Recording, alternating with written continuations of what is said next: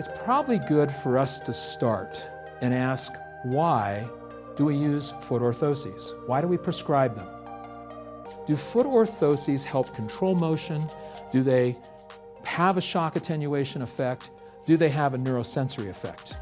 And since the excessive mobility pronated foot posture is so much more prevalent in the population, we often think of this being the major factor related to foot alignment and foot posture that leads to overuse injury.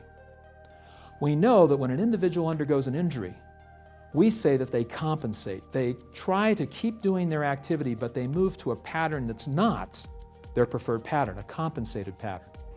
Maybe the purpose of the orthotic is to help the individual feel comfortable enough to move back to their preferred pattern of movement. If you make an individual walk with an orthotic that is uncomfortable, they will find a pattern to adapt, and oftentimes that's detrimental to the pattern that we're actually trying to have them avoid. The other thing that we need to think about is, what does the current kinematic motion data tell us about how the foot moves and how then we should design an orthotic? The current kinematic research indicates that the midfoot and the forefoot contribute as much, if not more, than the rear foot. What this would suggest is that in order to control foot pronation or modify foot posture, foot orthoses need to provide support across the entire midfoot and rear foot. And the use of wedges alone are unlikely to produce the desired effect on either mobility or posture. I have always used what I call a total contact approach to my orthotic, or a total contact theory. What does that mean? We have to control mobility in the midfoot, not just in the rear foot. So we have to provide total contact to the entire foot, and especially into that medial arch region.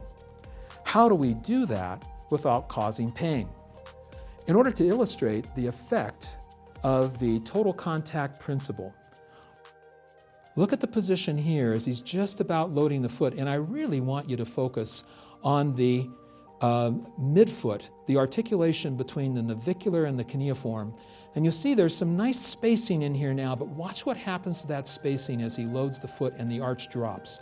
You can start to see the arch drop right as the other foot starts to pass. And it'll be coming right, you see right there, you see how the arch began to drop. Now it's definitely down, isn't it? And more importantly, do you see how this area up here is compressed? This area here has gapped. And look at how that continues. You can see there, look at how this whole rotation in the rear foot is occurring, sort of breaking the foot almost in half. Now, here we're going to see him walking with orthosis in the shoe. And right away you can see a difference, can't you? Look at how we have fairly equal space distribution in here. Remember before, this was going to be compressed because of this almost breaking of the foot in half as he starts to lift the heel off the ground. As he starts to come through, now there's no change. Everything is staying in the same position. Matter of fact, we start right here. Look at how we have that nice even spacing in here. The orthotic has done what it's supposed to do. It's controlling foot posture and thus controlling the amount of tissue stress.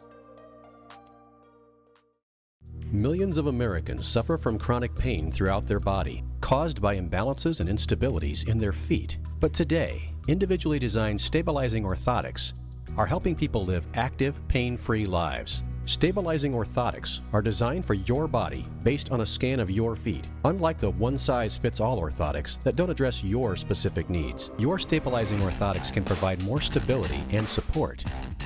The difference in these orthotics compared to over-the-counter is supporting the three-arched structure called the plantar vault. This structure provides momentum for movement.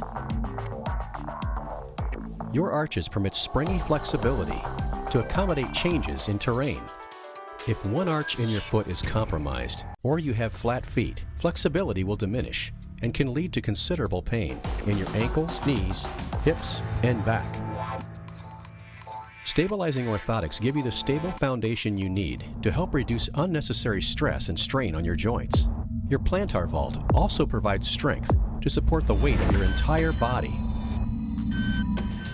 Once your feet are properly supported, a leveling effect will occur to your ankles, knees, and hips,